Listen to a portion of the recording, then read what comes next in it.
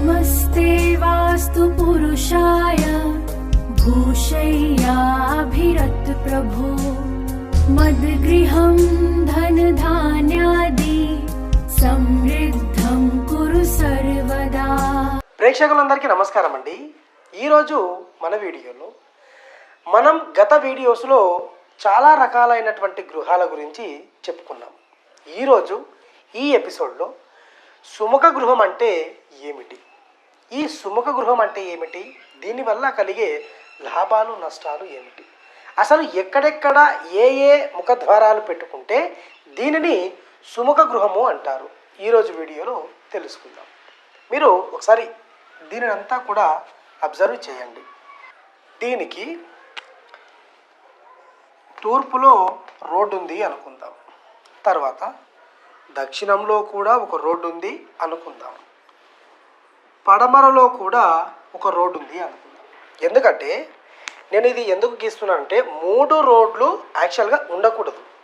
ఒక గృహాన్ని మనం ఎప్పుడైనా నిర్మించాలి అంటే 3 రోడ్లు గల గృహాలని ఎప్పుడు కూడా నిర్మించకూడదు. అంటే ఒక గృహం మనం నిర్మిస్తున్నామంటే ఇలా 3 దిక్కుల్లో రోడ్లు ఎప్పుడు ఉండకూడదు. ఉంటే 4 ఉండాలి, 2 ఉండాలి తప్ప ఇలా 3 రోడ్లు ఉన్నటువంటి స్థలాలలో మీరు ఇల్లు ఎప్పుడు నిర్మించకండి. అది సెకండరీ. ఓకే, ఇక్కడ చూడండి, మీకు తూర్పులో ఒకవేళ ముఖద్వారం ఉంది, ముఖద్వారం అనేది ఉంది, తూర్పులోనే రోడ్డు ఉంది. మీరు దక్షిణంలో పడమరలో ఉపద్వారాలు పెట్టుకున్నారు, ఇది నెంబర్ 1. తర్వాత దక్షిణంలో కూడా మీకు రోడ్డు ఉంది. తర్వాత మీరు ఉపద్వారాలు అనేటివి తూర్పులో ఒకటి పడమరలో ఒకటి పెట్టుకున్నారు, ఇది కూడా నెంబర్ 1. లేదండి మాకు పడమరలో రోడ్డు ఉంది, ఈ పడమరలో మీరు ముఖద్వారాన్ని ఏర్పాటు చేసుకొని దక్షిణంలో తూర్పులో ఉపద్వారాలు అనేటివి పెట్టుకోవచ్చు.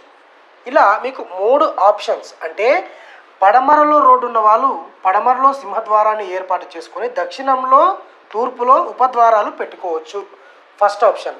సెకండ్ ఆప్షన్, దక్షిణంలో మెయిన్ రోడ్ ఉంది, తూర్పు పడమరలో ఉపద్వారాలు పెట్టుకోవచ్చు. లేదండి మాకు తూర్పులో రోడ్డు ఉంది, తూర్పులో ముఖద్వారం పెట్టుకొని దక్షిణంలో పడమరలో ఉపద్వారాలు పెట్టుకోవచ్చు. దీన్ని బట్టి చూస్తే మొదటగా మీరు చేసేది ఏంటంటే మీ వర్గును అనుసరించి మీకు ఏ దిక్కు వర్గు వర్తిస్తుంది అనేది మీరు ఫస్ట్ చూసుకోండి. చూసుకున్న తర్వాత ముఖద్వారాన్ని ఈ 3 ప్లేసులలో ఎక్కడైనా ఏర్పాటు చేసుకోండి. చేసుకున్న తర్వాత ఉపద్వారాలు ఎక్కడ పెట్టాలయ్యా అంటే ఈ విధంగా మీకు 3 రోడ్లలో రోడ్డు ఎటు ఉన్నా కూడా ఒక సైడు ముఖద్వారాన్ని పెట్టుకొని ఉపద్వారాలు అనేటివి ఈ విధంగా పెట్టుకోండి. దీనిని సుముఖ గృహము అంటారు. అంటే ఇలాంటి గృహాలలో ఉన్నటువంటి కుటుంబాలకు భోగప్రదము కానివ్వండి, రాజ సన్మానాన్ని కలిగిస్తుంది. అంటే మనం ఎంతమందిలో ఉన్నా గౌరవంగా గౌరవింపబడతాము. చాలా గౌరవాలు ఈ ఇంటి ద్వారా వచ్చే అవకాశాలు ఉన్నాయి. అంటే మీరు ఇక్కడ చూడండి, కేవలం ఈ ముఖద్వారాలు ఏర్పాటు చేసుకోవడం వల్లనే ఈ భోగప్రదం అనేది ఇవన్నీ కూడా రావండి. ఫస్ట్ మీ ఇంటికి మొదటి నియమం ఏంటంటే మీ ముఖద్వారాన్ని సరైన పద్ధతిలో సరైన స్థానంలో ఏర్పాటు చేసుకోవడమే. ఎందుకంటే ఇలాంటి గృహాలు చాలామందికి కూడా తెలియదు. అందుకే మనం మన ఛానల్లో స్టెప్ బై స్టెప్ ఒక్కొక్క వీడియో రూపంగా స్పెషల్ ఎపిసోడ్స్ చేస్తున్నాము. గత వీడియోస్ కూడా మీరు ఎవరైనా చూడని వాళ్ళు ఉంటే కింద కమెంట్ బాక్స్లో నేను వాటికి సంబంధించినటువంటి లింక్స్ ఇస్తాను, చూడండి. ఎందుకంటే ఒక వీడియోకి అవినాభావ సంబంధం ఉంటుంది. ఇప్పుడు సుముఖ గృహం అంటే మీరు థంబ్నెయిల్ చూసే ఈ వీడియో ఓపెన్ చేశారు, ఓకే. సుముఖ గృహం అంటే ఈ విధంగా ఉంది. మరి క్రూర గృహం అంటే, ధనదా గృహం అంటే ఈ పేర్లు మీకు అర్థం కావు, కానీ ఈ ముఖద్వారాలు ఉపద్వారాలు అనేటివి మీకు అర్థమవుతాయి. దీనిని బట్టే మీరు మీ ఇంటికి ఎక్కడెక్కడ ఏర్పాటు చేసుకున్నారు. ఒకవేళ మనం చెప్పినటువంటి కండిషన్స్ ఏవైతే ఉన్నాయో శాస్త్రంలో చెప్పినటువంటివి మనం చెప్పేటివి మీ ఇంట్లో ఒకవేళ ఉన్నాయా, గత వీడియోస్లో ఉన్నాయి కూడా చూడండి. మీకు ఈ 3 ముఖద్వారాలు ఉన్నటువంటి ఇళ్లలో మ్యాక్సిమం వాళ్ళు శాస్త్ర ప్రకారంగా నిర్మించుకుంటే ఎలాంటి ఇబ్బందులు అనేటివి ఉండవు. ఆర్థిక ఇబ్బందులు కానివ్వండి, మానసిక ప్రశాంతత కానివ్వండి, దేనికి కూడా లోటుపాటు అనేది ఉండదు. మ్యాక్సిమం 90% అయితే మనం అబ్జర్వ్ చేసిన ఇళ్లలో అయితే బి పాజిటివ్గానే ఉంది. ఒకవేళ వాళ్ళు ఇప్పుడు ఈ ఆధునిక పండితులు మీకు ఇక్కడ బరుగుండొద్దు, ఇక్కడ తేలిగ్గా ఉండాలి, ఇక్కడ వసారా ఉండొద్దు, ఇక్కడ వసారా ఉండాలి అని చెప్పిన దానివల్ల మార్పులు చెరుపులు చేసుకున్న తర్వాత ఏమైనా వచ్చే అవకాశాలు ఉన్నాయి. కానీ వీళ్ళు ఈ నియమాల ప్రకారం నిర్మించినటువంటి గృహంలో ఉన్న వాళ్ళకు ఇప్పటి వరకు అయితే ఎలాంటి ఇబ్బందులు లేవు.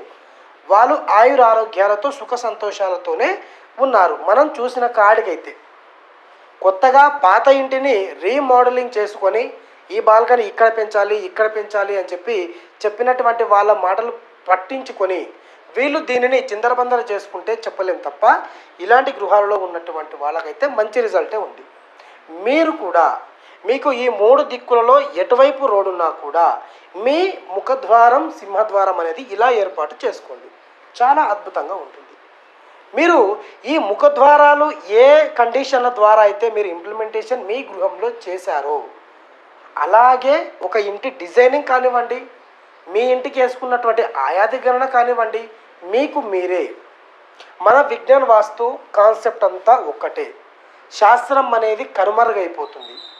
నేను ఏదో చెబితే నలుగురు నేర్చుకుంటారు, నాకేదో ఇబ్బంది అవుతుంది, తర్వాత నన్ను అంటే నన్ను కాదండి, చెప్పేవారు లేకపోవడం వల్ల ఇదంతా కూడా మనకు కనుమరుగైపోయే అవకాశం ఎందుకుంది అంటే చెప్పేవారు లేరు. ఇవన్నీ తెలుసుకున్న వారు చెప్పకుండా ఉంటే ఇవి కాలగర్భంలో వెళ్ళిపోతూ ఉన్నాయి. ఇప్పటికే చాలా పాయింట్స్ అనేవి మనకు తెలియకుండానే వెళ్ళిపోయాయి. అసలు మనం గృహాన్ని ఎలా నిర్మించుకోవాలో కూడా మర్చిపోయాం. ఈ ఆధునిక పండితులు ఇప్పుడు ఏదైతే మనం ఈ సివిల్ కాంట్రాక్టర్స్ ఇవన్నీ చాలామంది ఒక్కరి పేరు వీళ్ళు ఒక్కరే దీనిని డ్యామేజ్ చేశారు అని నేను చెప్పాను, ఒక్కరి పేరు చెప్పొద్దు. కానీ ఇలాంటి వాళ్ళు ఇవన్నీ పట్టించుకోకపోవడం వల్లనే మనకు శాస్త్రం అనేది కనుమరుగైపోతుంది. కాబట్టి వీటి అన్నింటి పూర్వం ఎవరైతే మన వాళ్ళు పాటించారో సుఖ సంతోషాలతో ఆయుర ఆరోగ్యాలతో ఉమ్మడి కుటుంబాలతో ఎవరు ఇంత మంచిగా ఉన్నారో అవన్నీ కూడా మళ్ళీ రావాలి. ఇలాంటి ఇళ్లలో ఉంటే మ్యాక్సిమం మనవంతు మనం ప్రయత్నం చేసిన వాళ్ళం అవుతాము ఉమ్మడి కుటుంబంగా ఉండడానికి. కాబట్టి ఈరోజు చెప్పిన వీడియో మీ అందరికీ అర్థమైందని నేను అనుకుంటున్నాను. మీరు కూడా ఈ సుముఖ గృహాన్ని ఏర్పాటు చేసుకోవాలంటే ఈ విధంగా ముఖద్వారాలు పెట్టుకొని సరైనటువంటి ప్లాన్ తీసుకొని మీరు సుఖ సంతోషాలతో ఉండాలి అనేది నా కాన్సెప్ట్. ఈరోజు చెప్పిన వీడియో మీ అందరికీ అర్థమైందని నేను అనుకుంటున్నాను. మరొక వీడియోతో మళ్ళీ కలుద్దాం. నమస్తే.